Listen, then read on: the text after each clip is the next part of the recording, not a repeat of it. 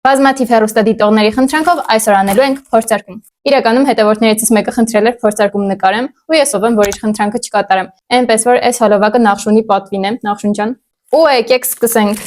Ուզում եմ սկսել սրանից։ Շատ հետաքրքիր տեսք ունի, մարշմելլոու է, որը պետք է ուտենք գթալով։ Գնումներից ցանկը մոռացել եմ վերցնել, բայց արժեքը, եթե չեմ սխալվում, 1400 կամ 1200 դրամ էր։ Շատ տարօրինակ հոտ ունի տեսքը։ Ու եկեք փորձենք։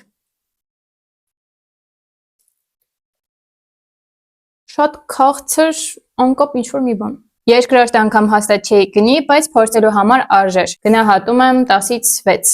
Հաջորդը ելակի համով չոկոպայ։ Եկեք բացենք։ Ներսում, եթե չեմ սխալվում, 6 հատ է, ունի այս տեսքը ու եկեք փորձենք։ Ելակի համ ընդհանրապես չկա, սովորական չոկոպայ, գնահատում եմ 10-ից 6։ Հաջորդը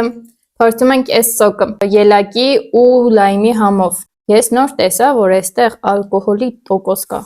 Ես գիտեի, ուղղակի սոկ եմ գնում։ Լավ, եկեք ամեն դեպքում փորձենք։